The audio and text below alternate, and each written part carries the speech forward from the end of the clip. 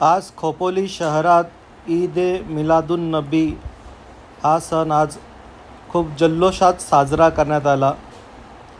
त्या अनुषंगाने काही पक्षांमार्फत व तसेच काही सामाजिक संस्थांमार्फत व खोपोलीच्या नागरिकांमार्फत पाणी वाटपाचे, ज्यूस वाटपाचे, मिठाई वाटपाचं, खजूर वाटपाचे कार्यक्रम घेण्यात आले। PI राऊत साहेब यांचं सुद्धा स्वागत करण्यात आलं। सदर जुलूसमध्ये शेकडो मुस्लिम बांधवांनी सहभाग नोंदवला।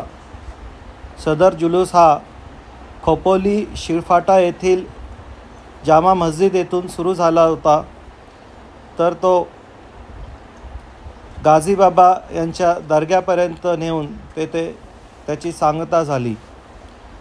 सदर जुलूसमध्ये नागरिकांनी उत्स्फूर्त प्रतिसाद घेतला, आनंदोत्सव साजरा केला आणि खूप शांततेच्या मार्गाने शिस्तीमध्ये जुलूस पार पडला।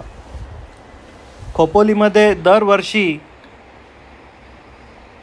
सर्व सामाजिक संस्था जुलूसमध्ये मिठाई वाटप, पाणी वाटपाचा कार्यक्रम करत असतात आणि सर्व धर्मीय ह्या ईद ए मिलादुन्नबीच्या कार्यक्रमामध्ये सहभागी होत असतात।